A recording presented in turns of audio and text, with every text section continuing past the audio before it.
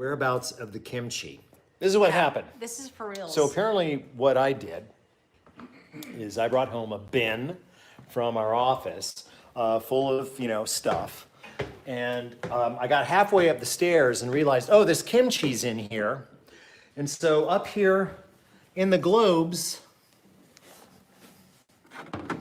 was the freaking kimchi. Yeah. the freaking kimchi. And then it fell. No, it didn't fall. You put it there. I know you. You were like, ooh, I'm gonna put it there. The kimchi has been found. Welcome back to Access Daily. Joining us now, Alton Brown and Elizabeth Ingram. How you guys doing? We are very well, Mario. How are you?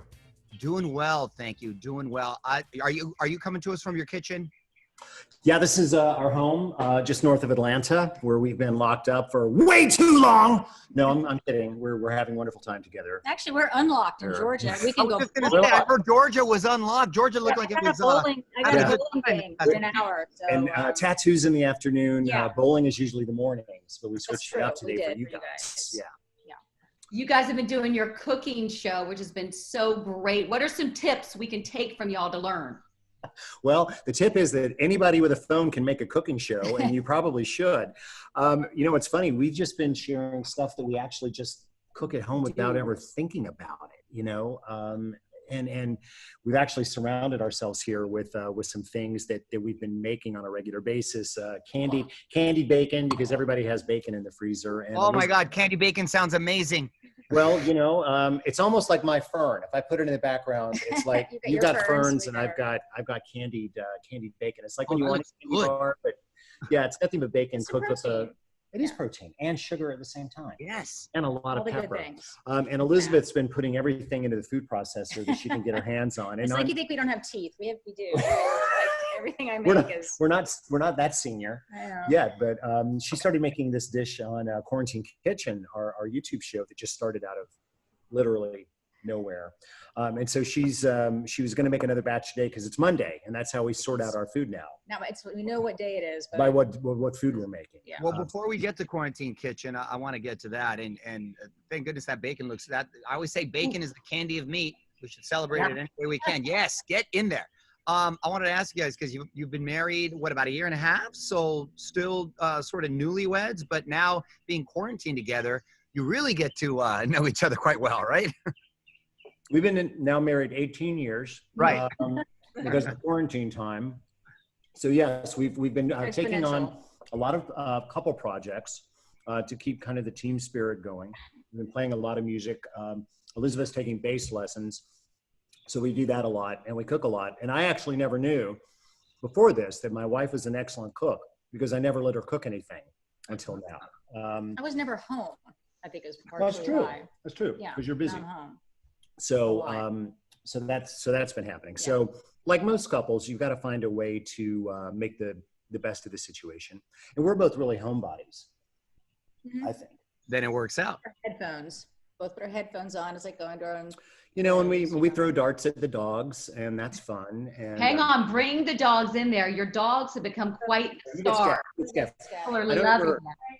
Francis is so old that he may sleep through this, but we well, you come in with Scabs. Get Scabigail in here. Scabigail is our rescue. She's named Scabigail because she had mange on 100% of her body when we adopted her. She's got a David Bowie eye. She's got a blue eye. Very little Boston Terrier or Frenchie? Yes. Yes. We were told Boston. Oh. And Chihuahua and a little bit of pig. A little bit of pig has also been bred in there. That's a Georgia specialty. You can't do that in any other state that we know of. Little mix there. So dogs love quarantine because everybody's home all the time. So when it's over, I think we're going to have a lot of dog depression. That's actually, I didn't even think about that. That's a good point. Yeah, you're right. Get Dogs, ready. we're all going to go back to work eventually. The dogs are going to be like, what just happened? Everything was perfect. Exactly. And they say cats are the other way. If you have cats, they're Exactly. like, It's like, could you please just out, get out of my house? Yeah. So wait a minute. I want to talk about some of the quarantine snacks that we can see in Quarantine Kitchen. We've already featured the amazing bacon. Yes. What else we got? Well, we have, believe it or not, you have a lot of snacks just waiting for you in your pantry. These are fried chickpeas. We take them out of the can. We either roast them or fry them in a little bit of oil and then toss them with spices like sumac and smoked paprika. And Ooh, that sounds good. we eat now because the popcorn ran out. Okay. We don't have popcorn anymore, so now we're eating the canned chickpeas. But as long as you've got chickpeas in the pantry, you're not going to go hungry. So there's been a lot of that. There's been a lot of you pureeing things. We've discovered there's actually nothing in the home that can't be pureed if you simply have a big enough food processor. Yeah. And odds are it's edible if you can just chop it up small enough. We're about out of food, by the way. I just want to mention because we haven't left in so long. Do you have toilet paper or are you just out of food? You have toilet paper? I No. have toilet paper. Are you out or are you good? We've been rinsing it out and reusing it. Is that Smart, eco-friendly. Very smart. Hey, Alton, your show on Food Channel, Good Eats, such a classic there. It's been rebooted. It's now called Good Eats Reloaded.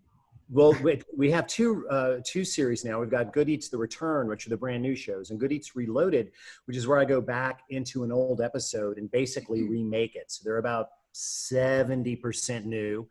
And it's nice because when you've been in the business this long, making a show this long, I get to go back and deal with a version of me that's 20 years younger, which is a little bit confusing sometimes because I had hair. It's fun to watch because he calls the old him or Junior or that guy. Junior. So he's created another character. So I basically get to act with myself as 20 years younger a person, and I get to fix all the mistakes that I made when I was a kid and didn't know any better. So yeah, that's Monday nights on Cooking Channel. Well, you guys look like you're holding it down there. Hopefully we get to see you in person. And if we do, can you please bring some of that bacon?